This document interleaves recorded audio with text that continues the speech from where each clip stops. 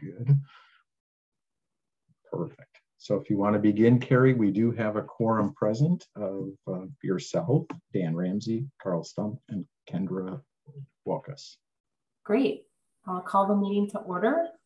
And the first agenda item is the minutes from April 25th.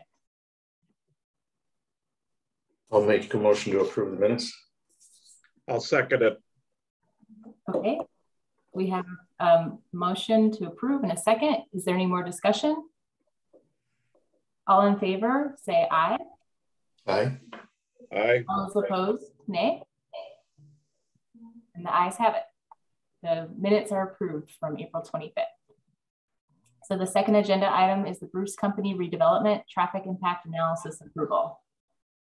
Sean, do you want to give us an overview?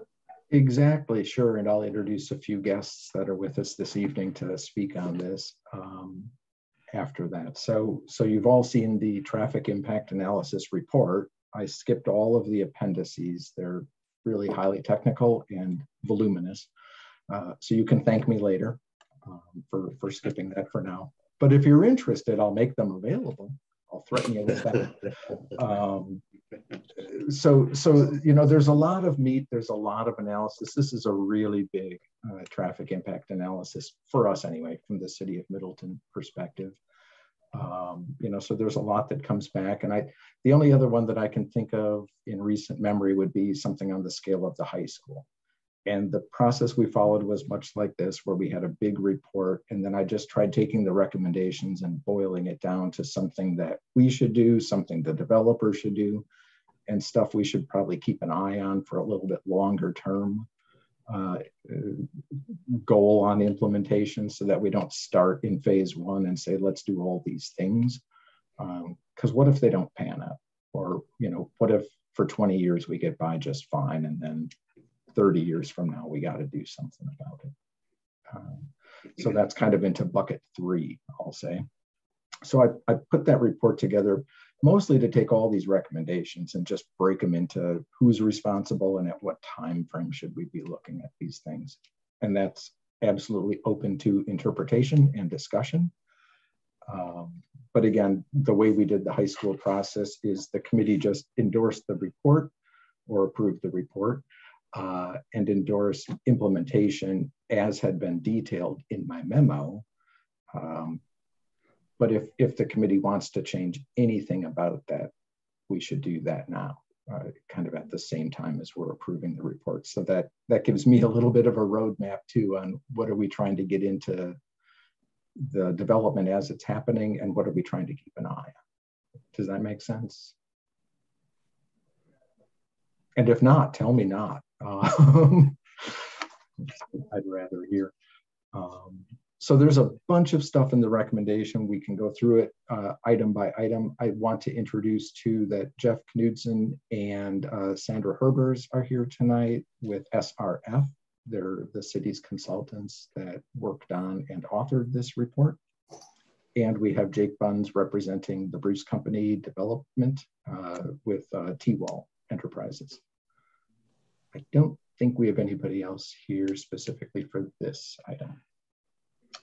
Jake and I talked this afternoon. I know he's got some concerns that he wants to discuss with the committee. So when we get into that, he'll want to make you aware of what he made me aware of this afternoon. And then for any technical questions or what does this mean, Jeff and Sandra will be able to jump in. Okay, so committee members, does anybody have any questions, or did you want to kind of have Sean go through any particular items? Sean, I just have kind of a quick question as to your process that you used here. So this Bruce Company project is going to be a multi-year, several-year project, 20 plus years from what I understand, or 15 plus years anyway. So is that where you came up with some of these deferred implementation components? Is that kind of what you were thinking, or how was your? Well, I was thinking some of them seem a little bit on the margin of where we are today. They're a little bit longer term, so that, you know, instead of let's put them all into action right now with phase 1 or even with phase 2, what if we wait till phase 8 and see if this is actually panning out, or if people are kind of finding different ways, or if the flying cars come in and we just no longer care, you know, like why build a traffic signal until closer to when we need a traffic signal, that kind of thing. Okay. You want to lead us through the recommendations, Sean, one item by item, but sure. Well, why don't and could we maybe overlap the, as you're talking about the recommendations, have the site plan up to kind of point out where? Sure. Just so everybody can kind of eyeball where we're talking about. That's a good Would that work? idea. All right. This is coming up okay? yeah. Perfect. All right. So number 1 is things in the shorter term that are recommended for the developer to do. And one is, I'm sorry, recommended for the city to do. One is just keeping on modifying programming of various traffic signals. And the same reason I'll share this with WISDOT is they'll need to monitor and update traffic signal timings for optimization as needed. And that's sort of throughout the years, not tied to any particular phase. The other is prohibiting during peak hours left turn movements from Laura Lane and Tribeca Drive at Century Avenue. It's a little bit off site, but if you take Laura Lane up to Century Avenue, you all know that that's reasonably close to the Beltline traffic signals. And sooner than later, in fact, some days, depending on the hour, it already doesn't really allow gaps for a left turn out of there. So it'd be kind of a 3/4 movement, right in, right out, left in, but not left out. And there are alternate routes now, especially with the connection of Tribeca Drive to Parmenter Street. We don't really have to do that. People can go around. The other one is to include leading pedestrian intervals. That's, you know, when you're standing at a signalized intersection, you push the button for the walk light, it gives you the indication as a pedestrian to begin walking before it gives the same traffic a green light to start driving. So folks who, if you've ever seen somebody turn left right in front of you while you're trying to use a crosswalk, it would hold their green a little bit longer than you, right? So you get into the intersection and sort of establish your presence visually before they get a green light. And it's usually in the ballpark of 3 seconds when we have set those. So it's looking at 2 intersections. One is at Parmenter Century, the other one's at Parmenter Donna, to look at programming in some leading pedestrian intervals at those. As long as it doesn't mess up operations overall too badly, that can be a good thing for pedestrian safety. And then when delays or queues become problematic, to prohibit during peak hours left turn movements onto Parmenter Street from what is currently proposed as a, well, it's currently a driveway, but will become a public street, and then the opposing driveway that goes over to Food Concepts and the vet clinic, just to the north. That right now they have full access, but at some point turning lefts out with a gap are likely to become problematic. So that's one of those. Keep an eye on it, make it happen when we need to make it happen. And then in the longer term future, look at a traffic signal here. So that's what we're expecting the city to do. Do we want to pause there and discuss any of those things? I'm in favor of those things. Yeah, I am too. I'm actually surprised on the LPI at Donna Drive that it's not there already, considering how close that is to the middle school. And I think that's part of what SRF pointed out is, you know, we've got a fair number of pedestrians coming through here. Maybe not as many middle schoolers, but certainly high schoolers love crossing at least 2 legs of that street. Yeah, I hear the Culvers is a pretty popular after-school destination once the weather gets nice. So, yeah. Well, and lunchtime too for high school kids. Oh, I constantly see Culver's things on the path, and I know where they came from. So yeah, we'll want to take a look at that. Kind of bucket 2 is things the developer ought to do. And number 1 of those is either modify the site plan so that the most easterly driveway, which is right near the traffic signal at Parmenter Donna, it's about 60 feet away by my recollection, would be a minimum of 200 feet west of the stop bar at Parmenter Street, or to restrict driveways here to right in, right out. And I know Jake is going to want to talk about that in particular. Sean, can we switch to page 29 of 64?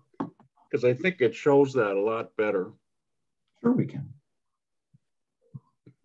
Unless you have vertigo, and close your eyes for a sec.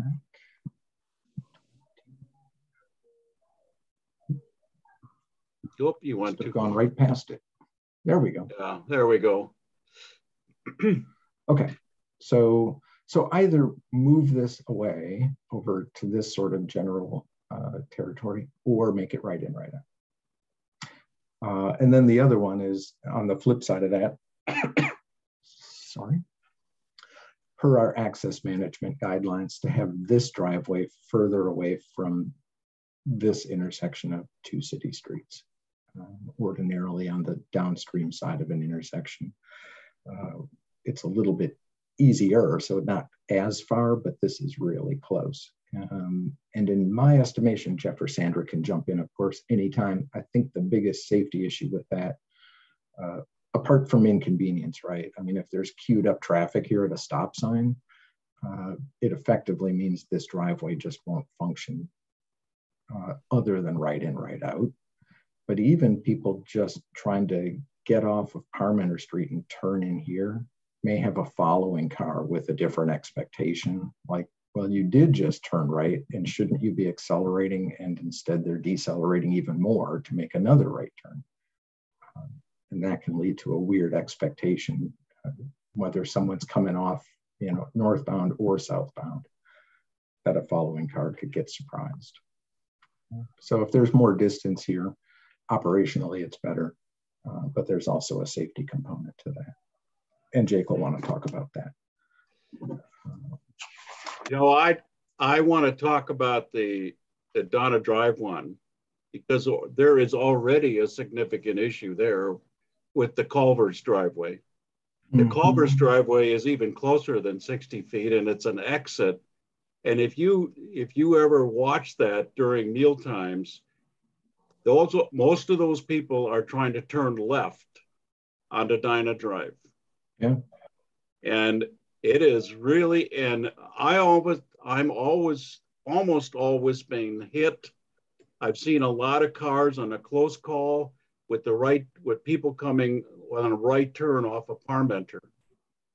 I mean, that is, I don't know. I was surprised that the report didn't mention it. I don't know what the solution is, but I mean, it's going to get worse with a lot more traffic. Conceivably, yes. And so, I mean, that might also have to be right in, right out. Yeah. And that's the next hammer that we have. And the other problem is that the drive-through at Culver's backs up onto Donna Drive almost to their exit, the Culver's exit. Oh, I've seen it into Parmenter Street. Yeah. Yeah. And that's their entrance. That's, over here. I don't know why those folks wouldn't just park on the street and walk in, because at some point it's got to be faster than waiting in line. But I'm not driving their car, they are. So I hear you, I've seen it.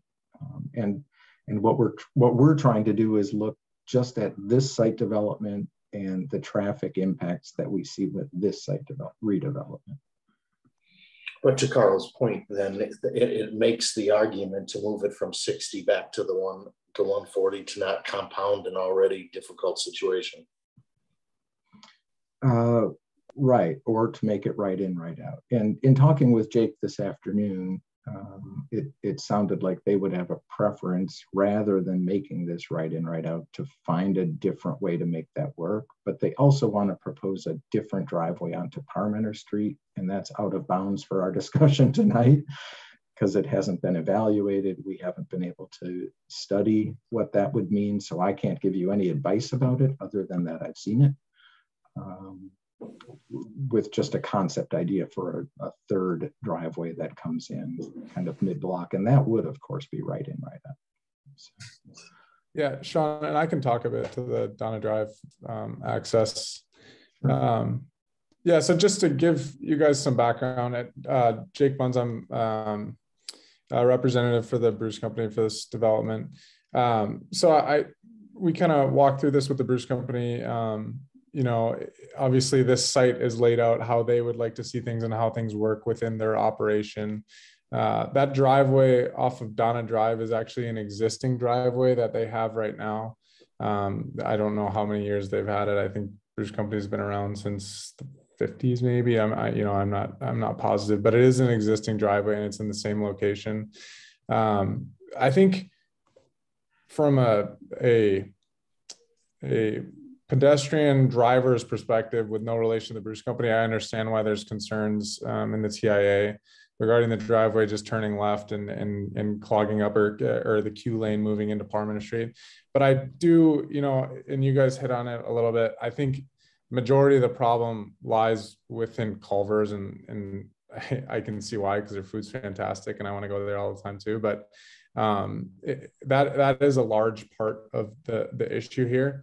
And then just to give you guys some background on that driveway being placed there, you know, one is because it's been there forever for the Bruce Company, and two, as a business operationally, the Bruce Company maintains that's a huge part of their business for customers to be able to get into their lot on that side, on that Donna Drive location. And then also sell on the south side where the future public street is right now, they also have an access. So the Bruce Company has been super hesitant in removing that Donna Drive access at all. And I know I've talked to Sean a couple times about this, and that's why we have it shown on our plans there. You know, and I think based off the information from the TIA and the city's access management plan, the Bruce Company is okay, you know, as much as they hate to see that access go, they're okay moving the access, you know, 200 feet or whatever the requirement is westbound. But it would somewhat be a more, where the mouse is now, where Sean's mouse is now, a secondary access point to the Bruce Company parking lot. And we'd have to reconfigure that a bit, but it wouldn't necessarily be, you know, the grand entrance to the Bruce Company parking lot.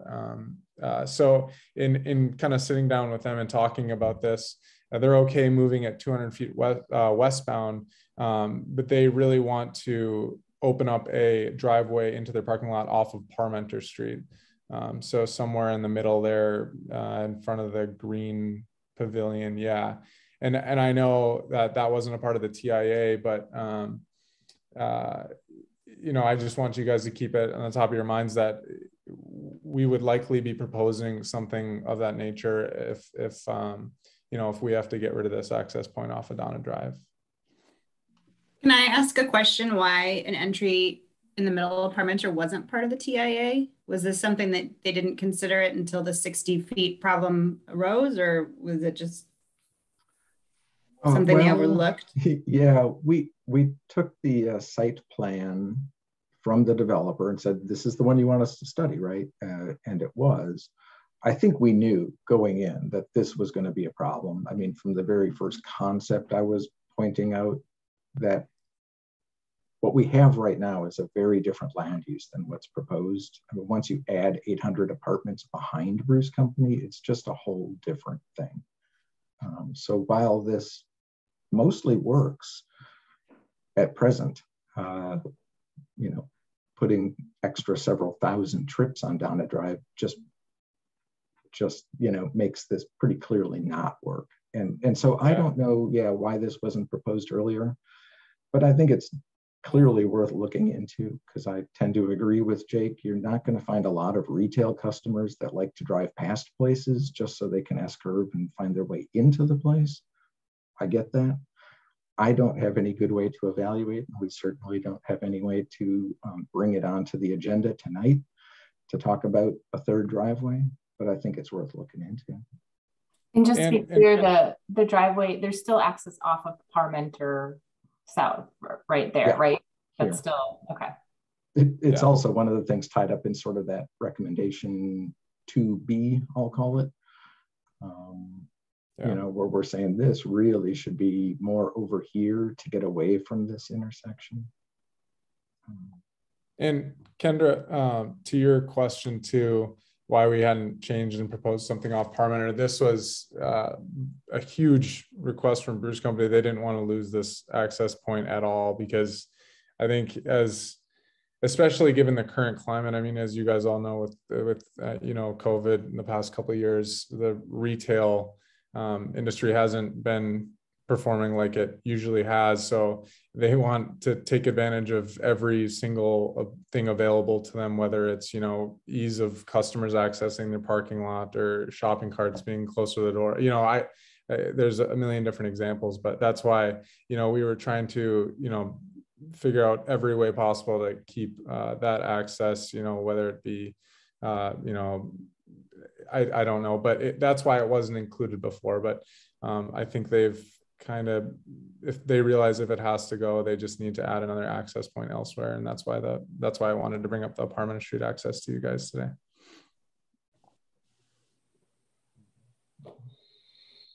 So I think there might be a future solution to the recommendation, which again, just to ground it, is either get this driveway and move it west, which it sounds like maybe I'm hearing Bruce Company is finally opening up to, or make it right in, right out, which I'm gauging is less popular, Jake. Yeah, based on, because it doesn't do much for customers coming off Parmenter Street. And as you know, that's the majority of their traffic, pretty much all their traffic coming off Parmenter. Okay, sure. No, that makes sense. And then in the future, we can look at what are the ramifications of adding a third driveway in our proposal. We just can't do that tonight. So, and just for my knowledge, Sean, and I think we touched on this a little bit, but is this something where I could submit an updated site plan showing a Parmenter Street access and a closed off Donna Drive access for a future PWC meeting? Yes, I think that would be the best way to go. And in the meantime, we'll just want SRF to evaluate that for us. Okay. Not as part of the TIA, but just on its own merits. You know, how does this help or hurt overall? Yep. Okay. And then I guess while I'm talking here, I can talk to the southern driveway as well on the public road. Because I know the TIA had mentioned concern about that being too close to the Parmenter Street as well. I think that, you know, we understand that it is within 50 feet there, but it's one of these things where, you know, the Bruce Company does need multiple access points to their parking lot. And that's, you know, a main part is that coming off Parmenter, and two, coming off this future public street. So, you know, with it being so close to Parmenter, I realize it's not ideal, but changing the location of that driveway would, you know, severely impact the Bruce Company's buildings, the plans for the, you know, their construction, and with them trying to, you know, make this project as feasible as possible and keep costs as low as possible, going back to the drawing board and redrawing these plans to fit, you know, a driveway, to shift a driveway over, I can't remember the 75 feet, maybe 65 feet, isn't necessarily feasible for the Bruce Company. So it was like 115, so it would have been about here, right? You know? Yeah, 115 sounds right. So that's the, you know, the Bruce Company's concerns with that driveway, and it's one of these things that, like I mentioned before, retail just needs as much help as possible. Their garden center, you know, needs all the ease of customer shopping that they can get. I mean, it's funny, like at Middleton Center, our T-wall development over here, we have parking available under the building on the ground level and underground. And then we have parking stalls right out front of each of the individual shops. And, you know, people will forego going to stop into Fontaine or Journeyman or these shops if they drive by and they can't find a parking spot right out front of the store in those angle parkings, because they don't want to have to drive all the way down underneath and park down there and then walk back up and go to the store. So it's just one of these things, like I mentioned it to Sean earlier, the TIA, I think Sandra and Jeff, you guys did a great job in analyzing this development and the traffic patterns and the counts and everything. But I just want to make it clear to everybody here that, you know, the TIA doesn't take into account the business and the operation that's going to be going on here, and what that business needs and what that business desires to, you know, survive this, you know, tough retail climate. So I just want to, you know, bring these points to the forefront just so you guys understand where the Bruce Company is coming from and why, you know, we've laid out the site plan the way we have, just because, you know, it's at request of the Bruce Company and it's what they've gained in knowledge of 70 years of being a functioning business. So I just want to bring that to the forefront for you guys. Yeah, John, I'm happy to admit there are other concerns. I would back up and just say, you know, part of what the TIA is looking at is overall public safety, but it certainly also has the interests of this business, the customer safety in mind. We don't want to see someone hurt just using these driveways any more than using the city streets or intersections. So it's trying to take a holistic look at this thing. Sorry, I cut somebody off. But I was just going to ask John, from, you know, if you, and again, we can't talk about it tonight because it's not on the agenda, but if they come back to us with a down and drive or a cut in the middle there, I mean, it kind of changes the whole thing. So it's kind of hard to have a total conversation without, if they're going to change this plan. Right. So all we have is the plan in front of us and the report in front of us. And that's why I'm recommending approval of the report with the recommendations we do have. And if future analysis changes that, I'm okay with that. Okay. Yeah. And yeah, and I would just what you're talking about, Dan and Sean, is, you know, if you guys were to approve, you know, the memo tonight and the report that's in front of you, the one thing that I would want you guys to take a serious look at is that southern access drive. Like I mentioned, I know it's close, but it is a crucial part of the Bruce Company's operations. And then the other portion of the TIA and what was in the memo was the parking stalls within the sight lines of that southern access drive. Let's put a pin in that, Jake. Okay. Yeah, I was gonna say maybe we should stay, like, go back because we're still in the second bucket that Sean was going through. I think you were at 3B, right, Sean? Right. Yeah. You know, so we talked a little about that driveway. We talked some about this driveway, and I don't know, you know, while I think we've kind of resolved, you know, that the report says there are two things to do, and it sounds to me like Jake is representing the Bruce Company has chosen an option of moving it west and with an intention of bringing in a third driveway. So I'm okay with the report and recommendations regarding that first item in the things developer ought to do. You know, so Jake is requesting, you know, instead of 115 feet per city access management guidelines, could we just let this be 50 feet? And I guess one of the questions I'm sure the committee would have then is, what are the practical implications of that? So I don't know, Jeff or Sandra, this might be a good place for you to jump in about, is there any way that you could advise the city that this particular situation, we either don't need to worry about it, or here are the things we should expect in the future.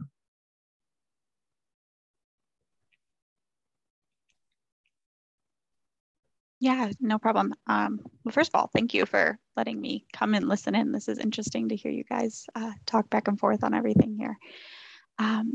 So in general, in regards to, this access, Sean, you were indicating correctly too about the thought process of how if someone were to enter onto that public roadway and then there could be someone following them where they may either have the wrong expectations, or perhaps if there's the issue of, two vehicles trying to get into the Bruce Company at the same time and that backing into Parmenter Street, that could be a bit of a problem. Knowing that most of the traffic is coming down on Parmenter Street, though, if there were a southbound right turn lane on Parmenter Street, that could help mitigate some of that, where people could perhaps queue on Parmenter Street itself. I think there's enough width there, along that public roadway that someone would be able to then, pause and wait as someone enters the access point there. So you mean this third driveway idea? No, as is even. One of the things we had discussed is that if you had added a southbound right turn lane on Parmenter Street in the future with the proposal of a future traffic signal, that perhaps then that would help with things there to allow people to be there. Mm-hmm. Gotcha. Okay. Yeah. There is some issues though with the thought process regarding if this were to become a traffic signal in the future. That distance there is a little bit more of a concern with a future traffic signal at this location. Mm-hmm. Because essentially with it like that, then we create the same situation there as is up on Donna Drive now. Right? Yeah. Mm-hmm. Yeah, it becomes sort of a Culver's 2. Yep. So you're saying without a right turn lane, it becomes the same problem as at Donna Drive, or with the right turn lane, it does. And with a future signal too. Yeah, that's it. Yeah. Right. I think, I think that's correct. Mm-hmm. So you're saying if you put a signal there, you would need a right turn lane in order, or okay. to allow vehicles to queue up right. Without, the wrong expectations to potentially occur. And so that would help southbound right mm-hmm. movements. But you're right, in the longer term, if or when this becomes really busy and or signalized, then this becomes almost dysfunctional. Yeah. Right. I'm trying to recall too, like what the actual width of the roadway, the new public roadway is too, if there's that room for not much of a right turn lane, so to speak, into the development. If that width is large enough for someone to be able to go past with that, if there was someone trying to continue further down to one of the other driveways. I think that's not something we maybe really discussed. It was just something that came to mind just now. Yeah, and it would depend where they position themselves. So even if we gave them mm-hmm. 16 feet, they'd be near the center line. It just wouldn't matter. Yeah, that's true. I think given the plan in front of us, that it seems like the recommendation under 3B seems like the best path forward in my mind, just based on the given plans now. Yeah. So can I ask this, Sandra? And you may not have this information off the top of your head, but if an access point were put in off of Parmenter Street, I have to imagine that at least 75% of the traffic departing the Bruce Company would go through that access point directly onto Parmenter versus turning onto a public street, then just to turn onto Parmenter. And same for coming into the development, I guess it would be southbound, so 50% or whatever. And now, JP, is that like somewhat of a safe assumption? Like, I guess I'm just saying an access point off of Parmenter would take more stress off of that southern driveway. Yeah, I would agree with that. That's probably true. There's that right in, right out mid block would, I think, help things overall. But like, go ahead. But like Sean says, that's not the plan in front of us, and we kind of have to deal with the plan in front of us. We're getting kind of over our skis. We haven't even had we need some kind of study as to what that would do before we. I guess I don't want to get too far into the what ifs without having done. I agree, Dan. I agree. So it's just not on the agenda. I think what I'm hearing you say too, Dan. I think my only concern is that, you know, we go you guys vote to approve this TIA as is, and then we aren't able to leave that southern driveway access in there, even if we come back and add a permanent street entry point. So I think it's just like you can have. I just want to make sure that we, you know, I have the Bruce Company's best interest in mind, and I just want to make sure that they have that ability moving forward, or at least for a chance for you guys to look at that and make a decision when those plans are presented in front of you. Well, do you want us to defer this and bring it back when that's studied and we can look at it in its entirety then? Otherwise, we're going to have to look at it and vote on what we have in front of us. Yeah. I mean, I think we have to anyhow, because that's the scope of work that we gave to SRF. You know, at some point, we can add on to change that. Order. Yeah, we could add on to it or change it, but it could get into a whole thing. And I would guess, Sandra, jump in and slap me if I go too far afield here, or throw a chair, it's your screen. But that we could probably have them take a look at what are the ramifications of adding a third driveway without reopening the entirety of the TIA. Is that fair? I mean, I think we can study, you know, pretty much whatever you ask us to, but yeah, I think that sounds fair to do that. So I thought I heard Carrie coalescing around a perspective that we should stick with the access management guidelines as regards this southerly driveway and keep the recommendation at 115 with the potential for operational and safety interests now and into the future? Or am I misstating that? No, that's what I had said. Yep. Okay. Is there any more discussion on that item? I just would like to say that I don't feel comfortable approving something that doesn't, you know, meet the guidelines without a really good reason. I mean, we have the guidelines for a purpose, and the purpose is to standardize those things. And it's, I mean, there probably was a lot of thought going into those guidelines, so we just shouldn't ignore them. Yeah. I agree with that, Carl. Just to speak to that too, you know, you say approving something that doesn't meet the guidelines without really good purpose. This whole development is based off the Bruce Company, and, you know, the Bruce Company's business is called the Bruce Company Redevelopment. You know, all 16 or 17, actually it might be 19 acres of this land are the Bruce Company's currently. So when we talk about, you know, redevelopment, it starts with the Bruce Company. And if they can't make a, you know, and I'm not saying it's just the access, but, you know, if they can't, you know, have the access points that they need in order to operate, you know, a successful retail business and existing business, and they just probably won't build. I mean, it's not,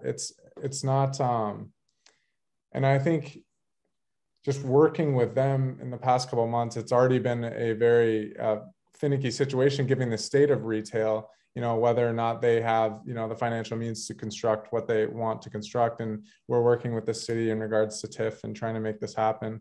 But I just really, I don't want to understate the needs for the Bruce Company's access to their parking lot and their operating business. So I just want to make sure I make that really clear, just because, you know, I'm trying to represent their interests as best I can. And I know you guys are doing the same for the city. So yeah, thanks, Jake. We appreciate Absolutely. that. And I think just to be clear, we're not saying that the access would be removed, right? We're just saying let's put it in a safe way that meets our guidelines so that customers can pull in and out of there safely. So we're just saying it should be moved back, right? The access into the parking lot should be moved back to allow for that. I think that's what the recommendation is saying. And I'm sure the Bruce Company wants their customers to be safe too. And just because this worked for 50 years, they just didn't have 800 apartments behind them. And I don't want to lose focus on that this is just different.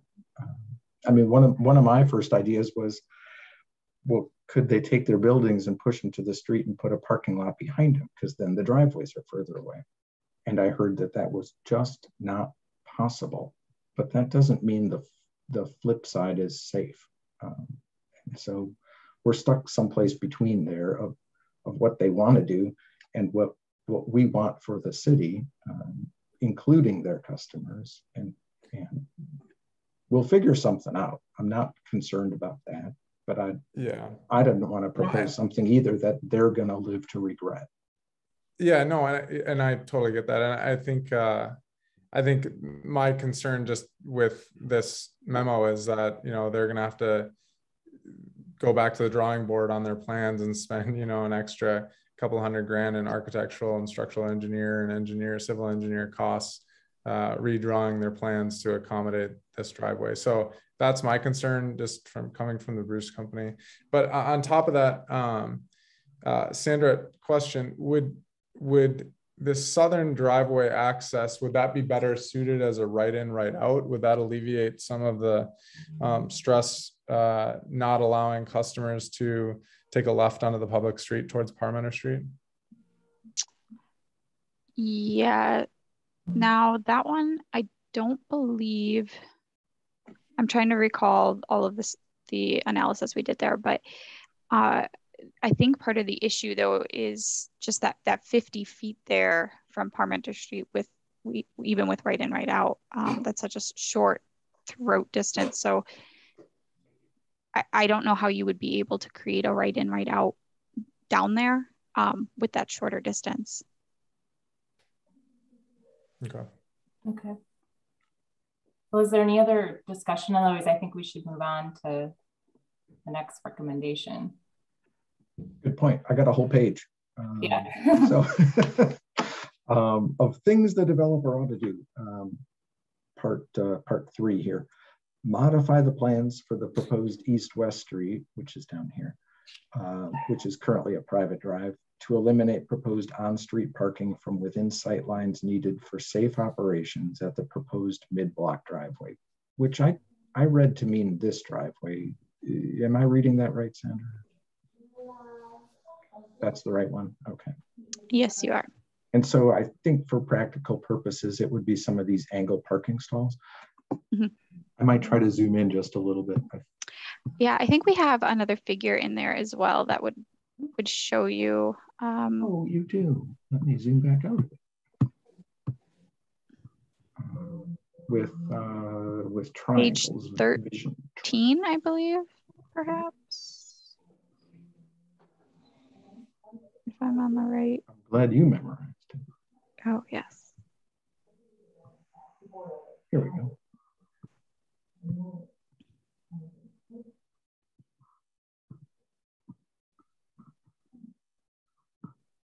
Is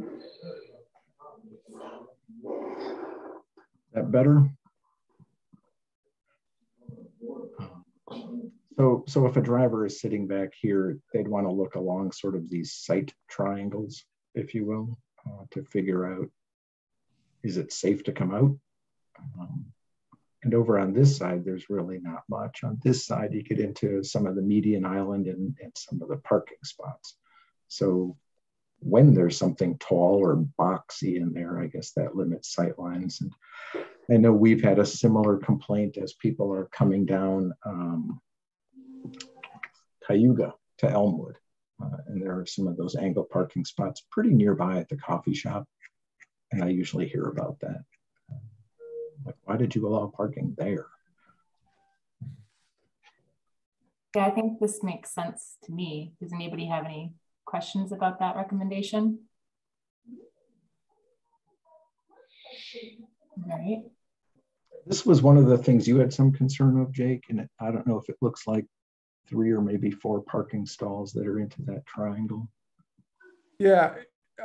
Sorry, I turned my camera off. I got a bloody nose, but oh no, gee. Yeah, no, it's right. I guess I misunderstood. I thought it was from the driveway more towards the east, towards Parmenter Street. This one? Because we had some customer pickup parking stalls there. And that was more my concern. You know, I think we're okay getting rid of a few parking stalls on the public street near the private street intersection.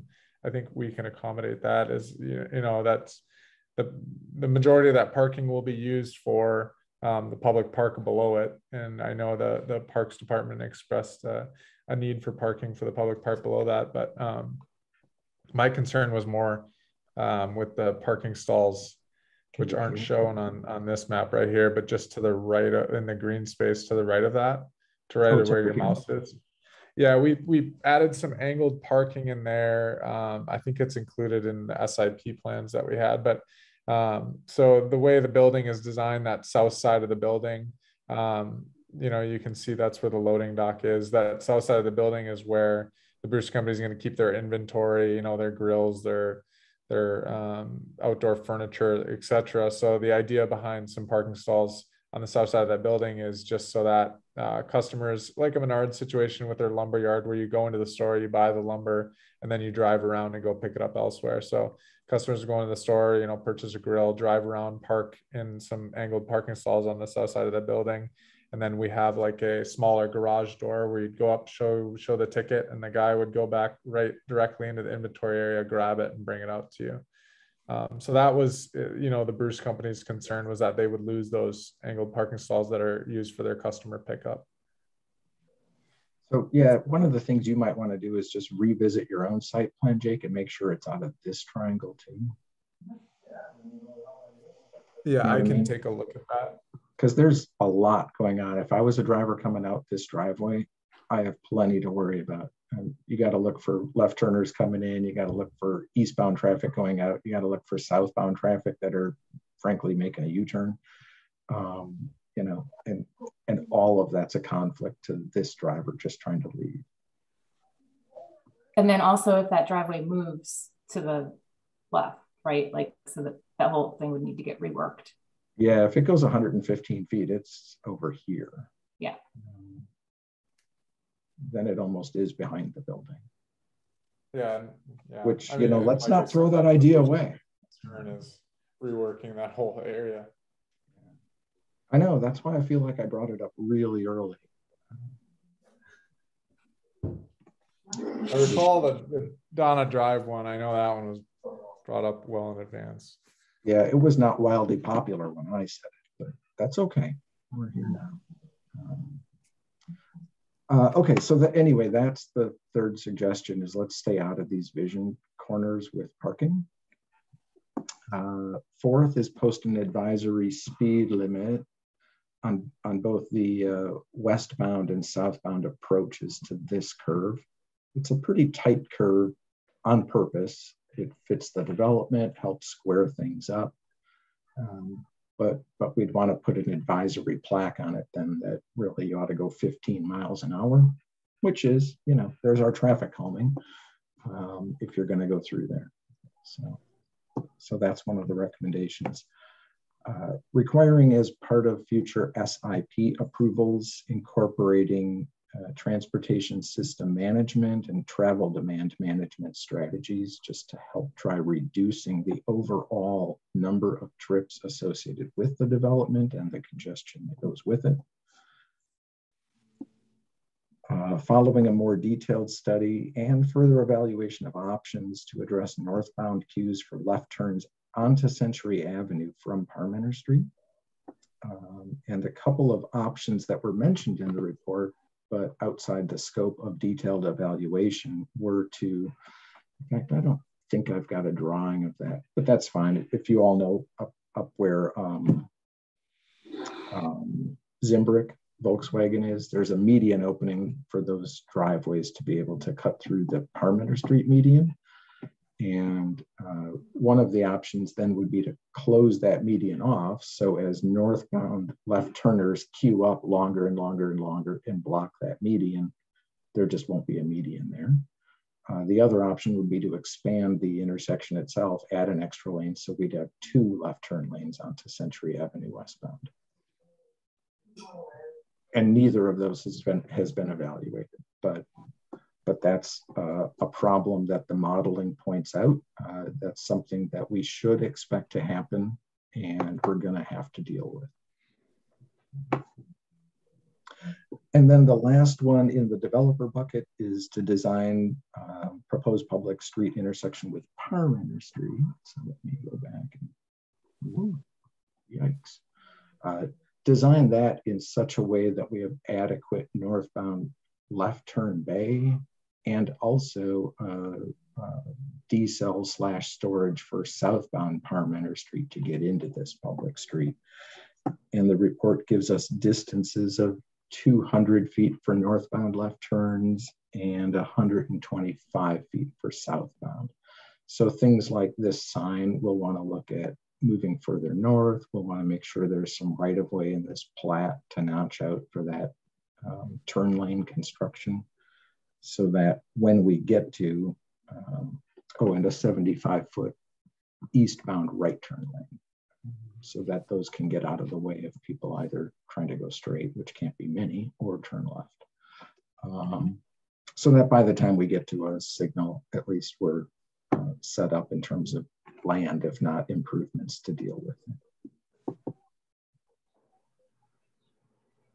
Is there any more discussion on any of the developer stuff in the fairly near term?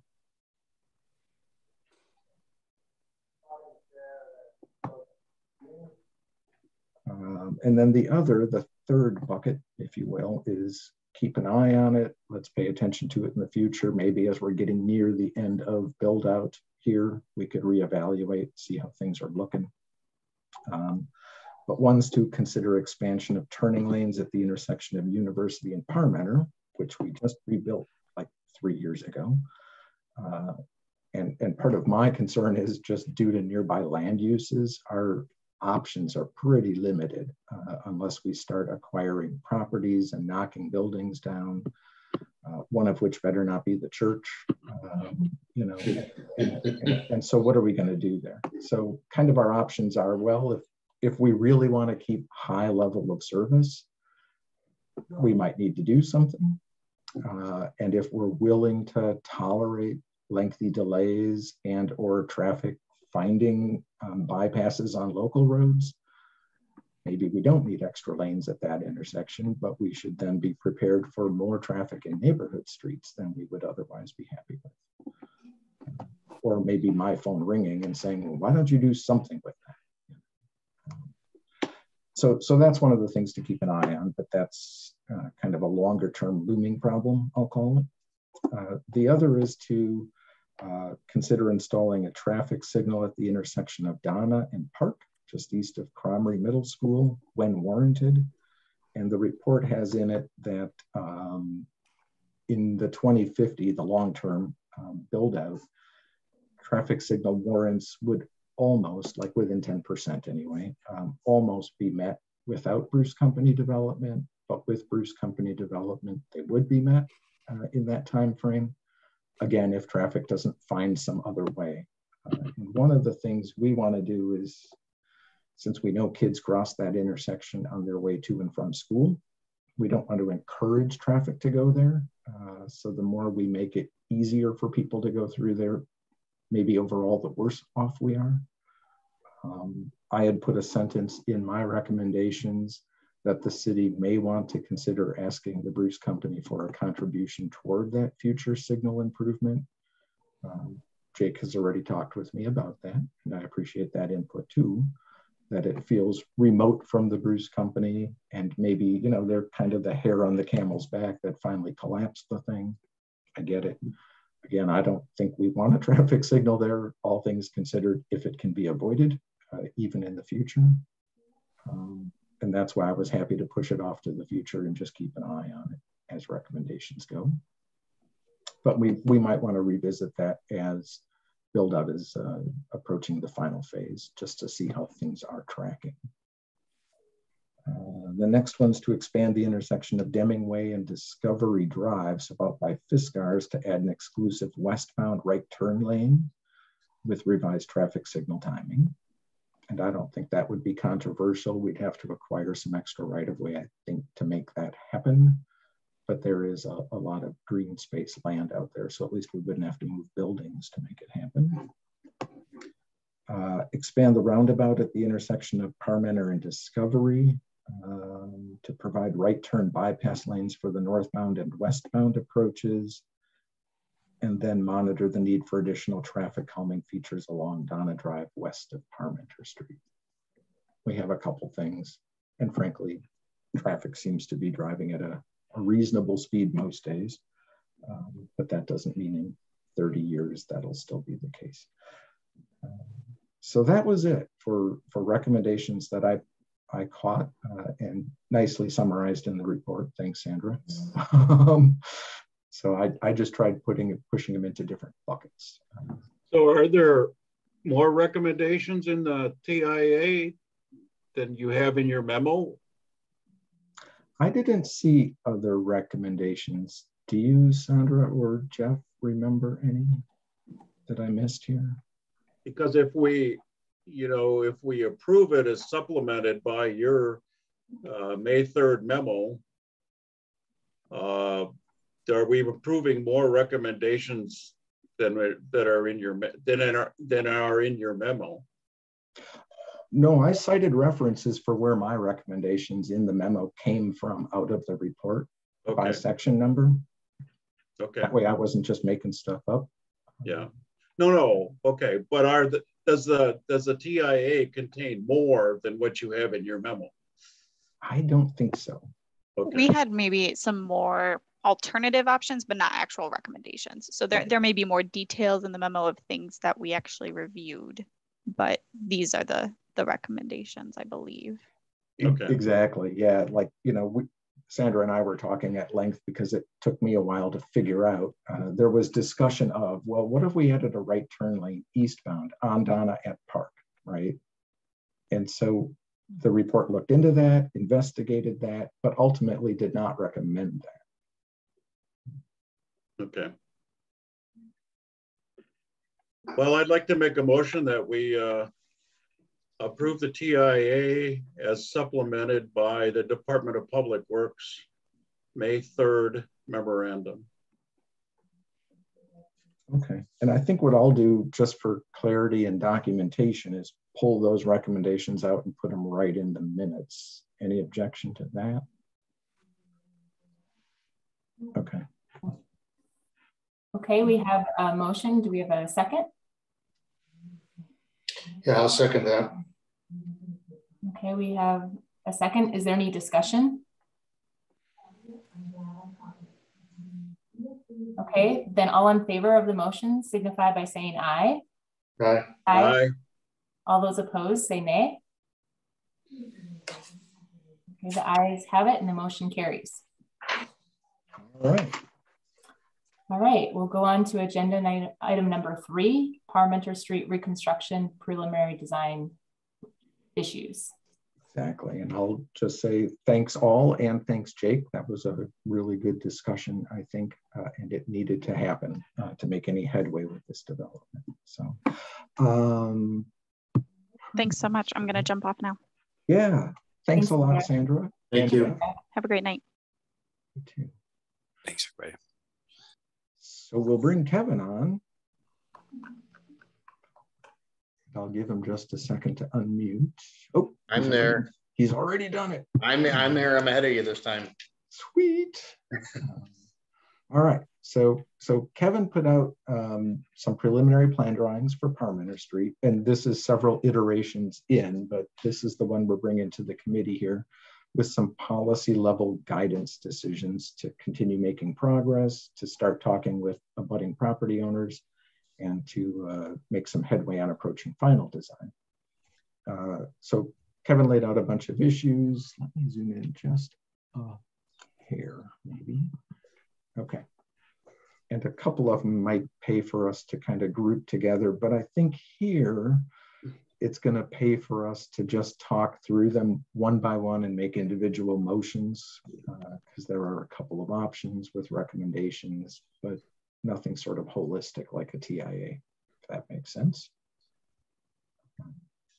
So the first is median openings south of Century Avenue, which was where we kind of took our template and thought, should we just, you know, try to push this sort of same idea north of Century Avenue? And down there, our design idea was, let's make sure every business has at least one full access driveway, preferably shared, but sometimes just their own, but where people could turn right in, right out, left in, left out, that everybody can get everywhere from every commercial business without having to make U-turns up and down the street, which would be a different way to go. But I'm not sure Parmenter Street's quite that busy that we need to worry too much about it. So that's where we are. And one of the policy issues is, should we approach the property owner of 3512 Parmenter, which is Bob Pofall's place? Those of you who've been on the committee for a while probably know Bob Pofall, who's the president of REA Engineering. And their driveway is shared with Knockreiner's place a little bit to the south. So it doesn't straddle the common lot line. He just drives over Knockreiner's parking lot to get into his parking lot.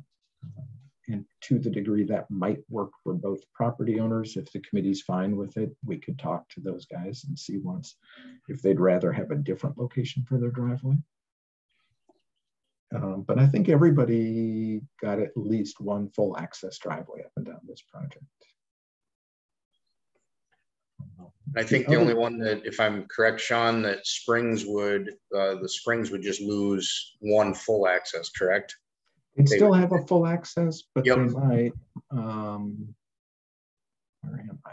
Here. So right now they've got sort of a weird circle-shaped driveway, and this is the one that comes down into a parking lot. I'm going to go to a different picture where it's even better. Maybe.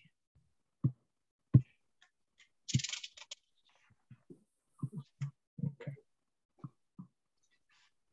Well, can't see too far off the plan, but so this driveway goes back to the south side of their offices where there are some truck docks. This is just a huge gob of asphalt out here where trucks can sort of come sliding off and do almost an on-site U-turn and then back into truck docks. You know, so this one would get quite a bit narrower, and it would no longer be full access. It would just be right in, right out by virtue of having a median here. They could still go full access here. And then they've got mostly driveways on Graver Road too. So that was part of what we were shooting for, was just to get one full access, preferably shared. In some cases, that doesn't work out on this project as well as it did south of here. But oh, and here's that other driveway that goes towards the old, I think it might have been a motel at some point, Knockreiner's place, that also with a tight S-curve goes over to REA Engineering. So if we could move that up a little bit, it might be better, and the median then would slide north with it. So Sean, are you looking for a motion for each one of these? So for the median openings? I think that might be the cleanest way to do these, is just pick them off one at a time, or in this case, two at a time, because the second one is really about the driveway that's just north of Springton Drive, which is a residence, not a business. And their driveway comes out onto Parmenter Street just north of Springton Drive, right? So there's just no practical way to put a median opening here, which would, for all practical purposes, mean this house has a right in, right out driveway. And part of what we want to think about talking with the owner about is, would you rather just relocate your driveway to Springton? And then you'd have full access by virtue of being on this little cul-de-sac, and you just wouldn't need to worry about Parmenter. So do you want a motion? What do you want in a motion for you to discuss these options with property owners? Is that what you're looking for? Yeah, so I think it's to endorse the design goal of providing at least one full access driveway for each commercial property. So far, that's just something I've said to MSA, but we haven't. And then with discussion then with the property owners about that, shifting that REA driveway maybe a little bit to the north, and talking with this Parmenter Street owner about maybe shifting their driveway down to Springton Court. I would make that motion for 1 and 2. Okay. Okay, we have a motion. Do we have a second? I'll second it. Okay, is there any further discussion? Okay, all in favor of the motion signify by saying aye. Aye. Aye. Aye. All those opposed say nay. Okay, the motion carries. So the third issue, the third issue was also driveway related, but instead of location or spacing, it was really about the width of driveways. So right now the guidance I gave to Kevin was let's keep things to city standards, which is a 30-foot wide maximum driveway. And the policy question really becomes, if there are special needs or truck movements that would warrant an exception to city standards to bring those back.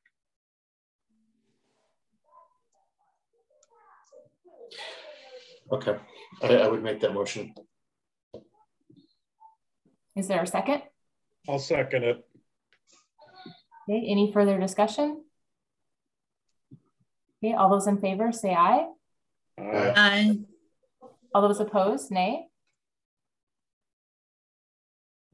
Okay, that wasn't a nay by me, Sean. Sorry, I meant to say nay. So yeah, the ayes, the motion carries. That's what I thought. Yeah. But thanks. You never know. Right.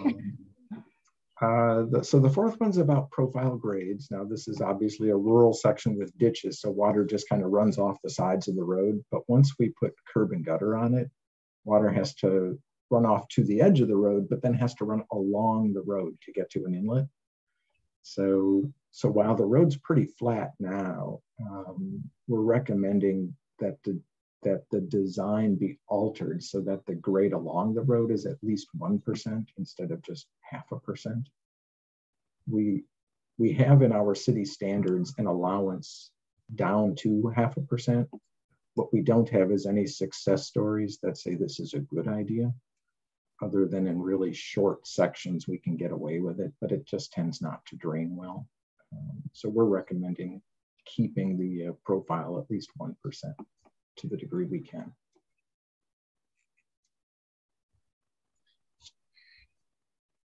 I would make that motion. Second. Okay, is there any further discussion?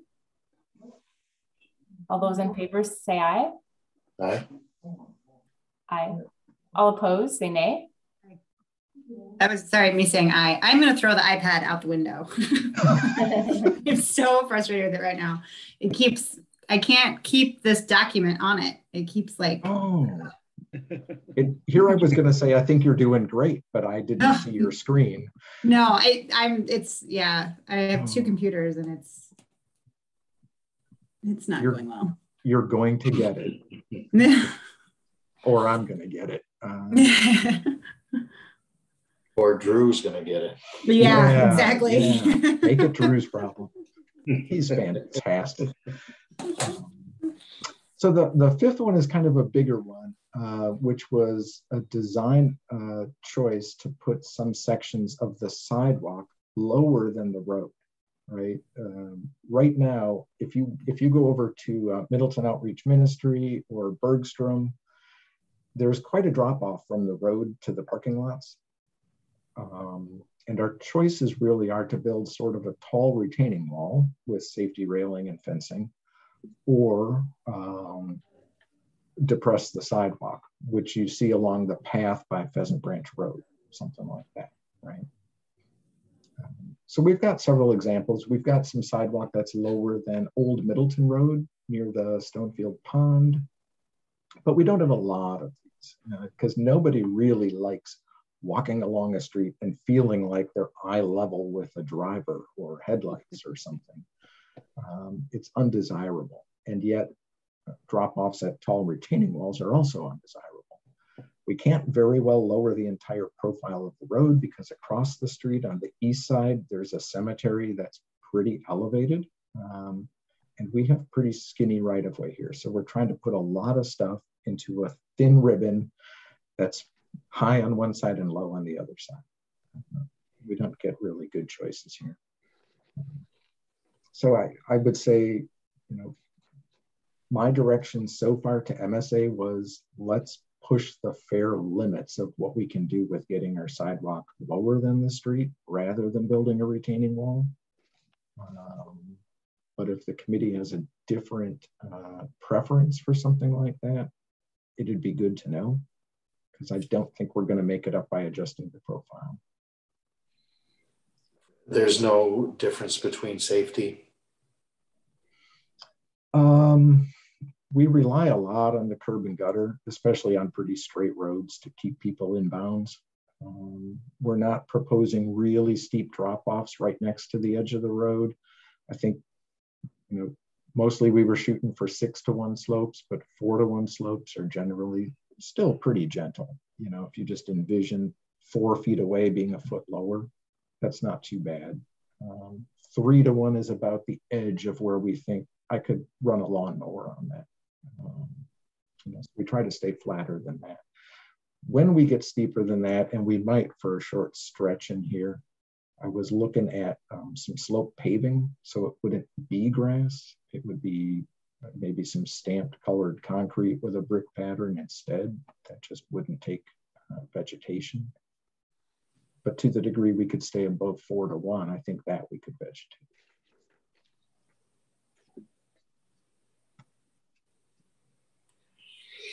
Makes sense. Do you have any input here, Kevin? Things we should think about or be on the lookout for?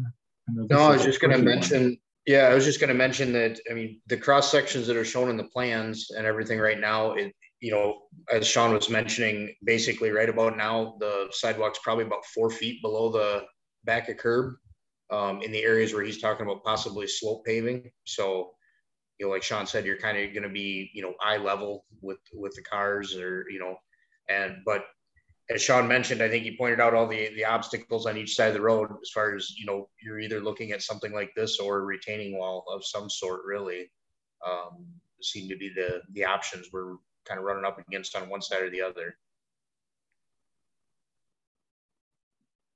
Yeah, and Bergstrom's parking lot is like at the right-of-way line, so it's not like we can go by 10 feet, make something happen without wiping out a fair amount of parking on their property.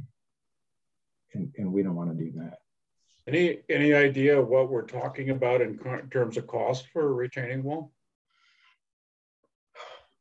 I mean, it's been a while since order of magnitude. Are we talking 10 grand or 100 grand? You know? Oh, I don't. I think it was about 20 or 25 bucks a square foot the last time I bought some, but that was a while ago. I mean, I would guess it's in between the numbers you threw out, just roughly thinking about it. I wouldn't think it's 100 grand, but I would think it's more than 10 grand. But like I said, I would have to look at it. I guess we never went to that degree at this point or whatever. We kind of working on these options, I guess, at the moment, but we could, you know, that's something we could come back with or something, just as a single, if we want to look at a couple of, you know, options there a little bit more. I'd be interested in seeing what kind of options would be there, just thinking about the development north of there and connecting it to that quick trip that's there. I'm just wondering, because I don't think of people walking along that section of Parmenter very much, but as development continues and that shopping location right there, the quick trip. So I could see it being a pretty highly walkable section. Thank you for scrolling. That's what I've been trying to do on the iPad for like. How long of a stretch are we talking about, Sean, where this would happen? I think the worst of it kind of starts at about where REA is and continues through most of Bergstrom before it kind of finally breaks out at Tribeca there, where the tall-ish apartment buildings were built. Once we get into this area across from Springs, I think we're better off again. So it's probably a couple 100 feet in here. Okay, so it's north of, okay. I know, I see where we are. Quick Trip is down here. Yep, yeah. Okay, so I was thinking, okay, yeah. Yeah. It's a pretty good section. Yeah, I kind of agree. It'd be nice to maybe have to look into that option of the retaining wall. Okay. To see what we can do that way. And then that'll, and the retaining wall, I just ran some quick numbers. If it was 200 feet long and 4 feet high, which not all of it's above grade, but whatever, it's in the ballpark of $20,000. And I don't have a good handle on what the railing, you know, the safety parts of that are to keep people from stepping off the edge of a 4-foot wall. Because we'd have to add that in too.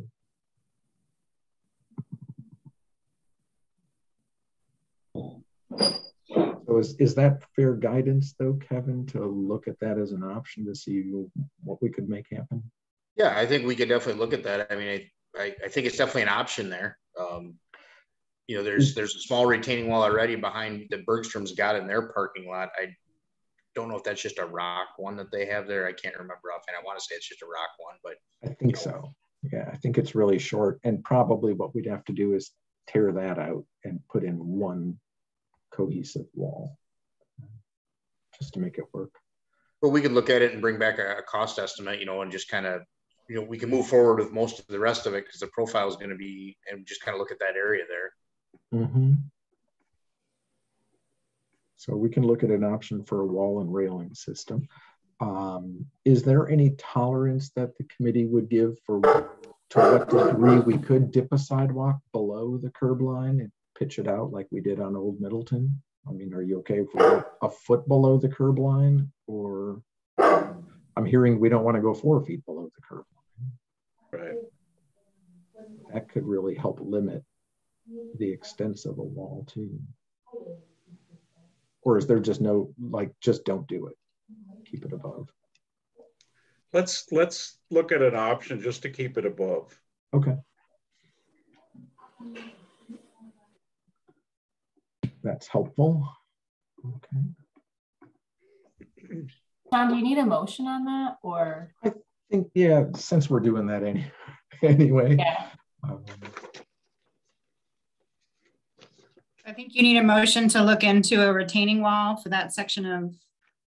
Yeah, and to keep the sidewalk above the curb line. And to keep it above the curb line and not within 1 foot below. Not even that. Yep. Not even that. Okay, so keep it at grade. So the motion is to look into getting a retaining wall and keeping it at the curb line, keeping the sidewalk as it is at the curb line, or at the curb line. Yeah, at least, yeah, above. So we'll drain the sidewalk into the street. Oh, okay. Okay. Yep. Do you need me to restate that then? Nope. Okay. We'll all be That's surprised the motion tomorrow. Kendra, you just made that motion, correct? Yeah, I will make that motion then for Okay. I'll second it. Okay, is there any further discussion? All those in favor say aye. Aye. Aye. All those opposed say nay. All right. Let me go back to the memo here quick. But the next thing about it was, well, actually it was about the extents of the path and sidewalk limits. And I think it really boiled down to, so we're going to have a bike path on the east side of the road and a sidewalk on the west side of the road.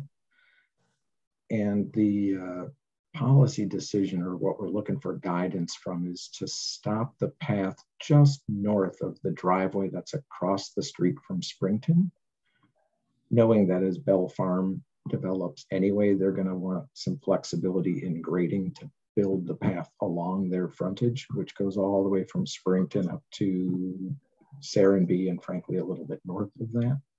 So for right now, for this road project, to not build a path in here, but then to build a path along the south side of Schneider Road that'll connect over to where the DOT Highway 12 path picks up and starts going north out of town. So that way, at least this sidewalk will be directly connected to the Highway 12 path. And, you know, if people use a crosswalk from this path to this sidewalk, they also can get over there in the short term. And of course, in the longer term, we'll have a crosswalk, cross path here too, at Bellefontaine. Does that make sense, or do you have different extents in mind? No. Okay, as is. So we can leave 6 and 7 together and make a motion to, I'll make that motion to go with your recommendation. Okay. I'll second it. All right, is there any more discussion? All right, all those in favor signify by saying aye. Aye. Aye. All those opposed say nay. Okay, motion carries. And then, oops. And then the last issue was about yard inlets and how to configure that. Yard inlets is, okay, so right now a property drains down into a ditch. But once we fill the ditch, the property might still be draining toward the street, except we filled the ditch and put a path over it or a sidewalk over it. And sort of envision like your front yard is draining away from your house, and yet it can't make it to the street because we just filled in a ditch that used to be there. So we put in inlets kind of in people's front yards, but on the backside of the sidewalk, if you will, to pick that water up. And the question is, how should we try to resolve locating those and ownership of those things? One option is to put them in as public storm sewer in a permanent limited easement. So it would still be private property, but we would just have easement rights for our storm sewer on someone else's front yard.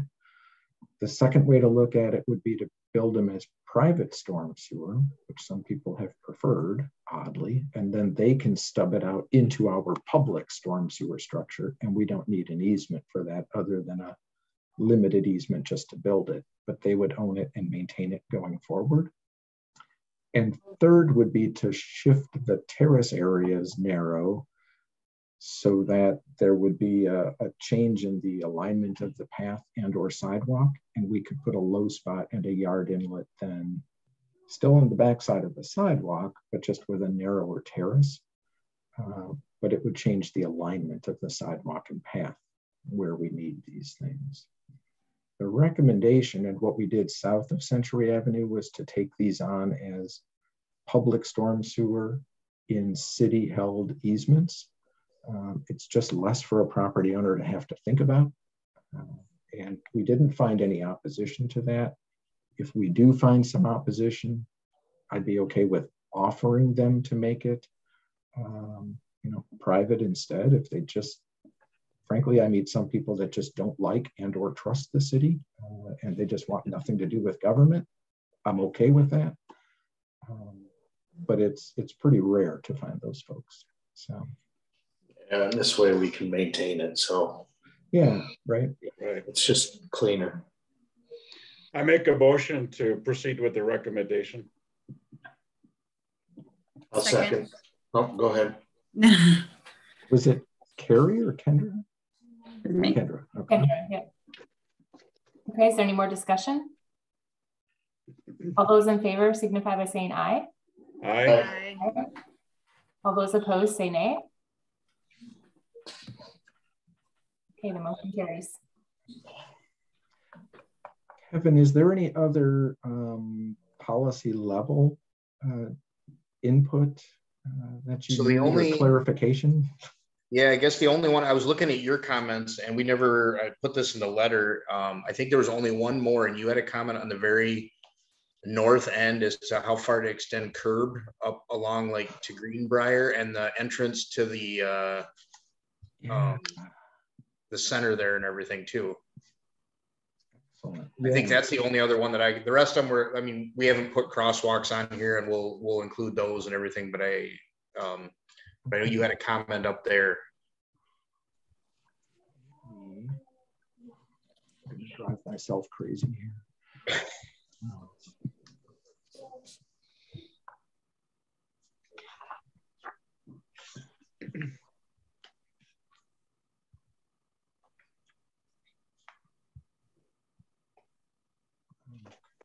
not that page. Here we go. Yeah. Okay. So for those of you who go to the Middleton Recycle Center, this is the driveway that goes into our operations center garage, let's call it what it is, or the oil drop off, whatever. This is that driveway that's just short or just south of Greenbrier Road. And right now we were planning to stop the road project just south of the operations center driveway. There's already a median north of here. But one of the questions I was wondering is, should we, make a normal driveway apron out of this thing like we are with other commercial driveway aprons and sort of end the curb up here, just north of that driveway instead of just south of that driveway. I don't think it matters one way or the other, but it might be something you have a preference on.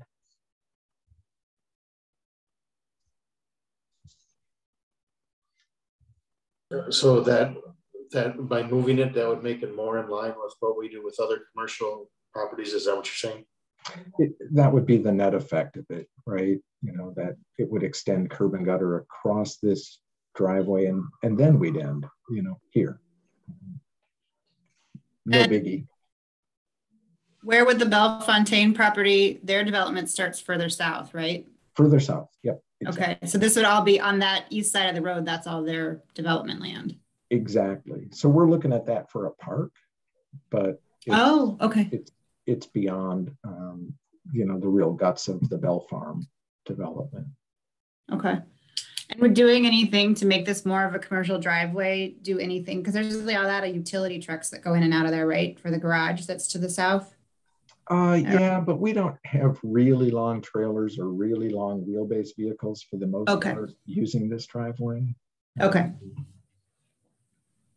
So we'd find some happy radius for it. Okay.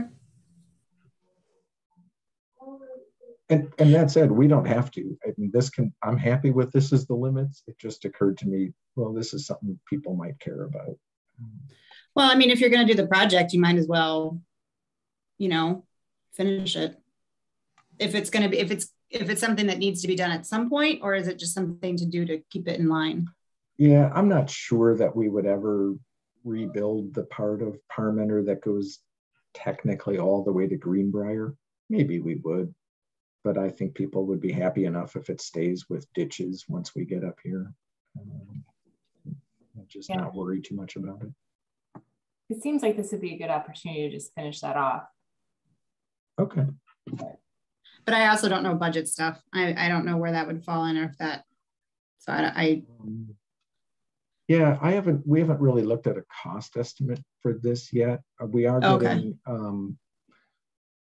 we had a really ballpark estimate before we sort of sat down and launched into this thing, but we haven't tested it lately. Okay. It was a several $1 million project that we were looking at, and $1 million of it is coming from state funds.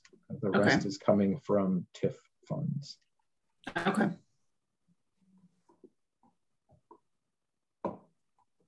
I mean, it seems to make sense to me to go ahead and do it while you're up there doing stuff, but. Well, let's design it that way. And, yeah. It's sort of like if you're going to remodel it, might as well see what's it going to cost to throw in doing, tile floor in the bathroom on top of whatever. Yeah, my first guess is this isn't going to be the make or break deal. Right. The whole project. John, do you need a motion on that? Well, just since we've done that with the rest of them, if you don't mind.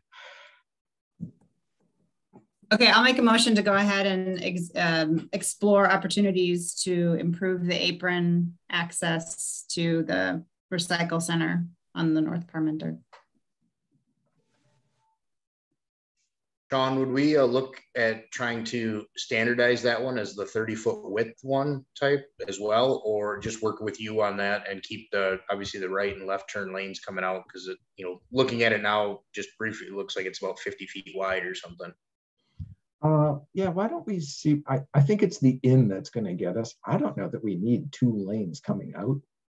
I don't know that we've run into huge queues other than if that park and ride gets full and people are just really stacked up. Even then it's a delay thing, not a lane width thing. So we might. No, and I'm fine working with you on it. I just wondered if we were going to go, since if we were going to kind of use the other ones as, you know, the 30-foot max, unless someone, you know, needed something wider and could show us something. So yeah, why don't we start with the 30 standard, and if we find some reason that drives it over the edge, like the rest, we'll bring it back to the committee and say, here's the reason. okay. Okay, we had a motion. Do we have a second? Second. Okay, any further discussion? Okay, all those in favor signify by saying aye. Aye. Aye. All those opposed say nay. Okay, the motion carries. All right. Thanks, Kevin. I completely forgot about that. That was the only other one that, I mean, the rest of them I think you had were just some notes on there and some crosswalks that we'll work through, obviously, as we're doing this. It all makes sense and everything, but that was the only one. So otherwise, I think we can keep going on things. Perfect. Yeah, great. Well, good timing then. Great. All right, so should we move on to agenda item number 4? I think so. Have a Thanks, good night, everybody. Kevin. Yeah, thanks, Kevin. All right, thank you. Yeah, so agenda item 4 is a resolution to grant an easement to ATC Electric for their pole relocations for the Pleasant View Road project. And we had talked about this earlier in the year when we were considering whether to grant MG&E an easement over into the golf course as part of this relocation. But we didn't do anything about ATC. So their plans are in, and we know their alignment's going a little bit west of where the right-of-way is going to be. So they wrote up this easement. That's time for us now to grant. And you can see for the most part, it's not terribly wide. It's in the ballpark of, I don't know, 7 to 10 feet of width. I'll make a motion. We recommend the easement to the Finance Committee and the Council Resolution 2022-29. I'll second it. Can you scroll back up really quick to the resolution for me? I'm sorry, my iPad, I've given up on the iPad. That's why I have 2 screens going. You see, and I had that before, but I only have one laptop, and that was my other screen. And now I'm like, I was hoping that could be the video and I could use my laptop, but so I'm gonna see what the golf course committee will be seeing it next week. Could you just, I'm just wondering. So is our approval of this resolution dependent upon their? No, it's a separate. If for some very odd reason the council got conflicting recommendations from differing advisory committees, they break the tie. Okay. So we just give them our opinion. Okay. And the money for this, because it's a DOT project and ATC has to pay for it, I'm assuming the money for this goes to the golf course fund, not to the city general fund, but that's up to finance and the council too. Okay. But if you don't mind, I'll throw it into this motion that's our recommendation anyway. That it goes to the golf course? Right. Okay. Yeah. That would be consistent with the way we run the rest of this project. Okay. Yeah, that's good. Thank you. Okay. Okay, so we have a motion and a second. Is there any other discussion? Okay, all those in favor signify by saying aye. Aye. Aye. All those opposed say nay. Okay, the motion carries. And that was our last agenda item. I make a motion that we adjourn. I'll second. Okay, all those in favor signify by saying aye. Aye. Aye. All those opposed say nay. And the meeting has adjourned. Kendra, you should know that we don't usually go this long. Only when we have residential sidewalk issues. Oh, well, I thought it was all the discussion about a third entrance into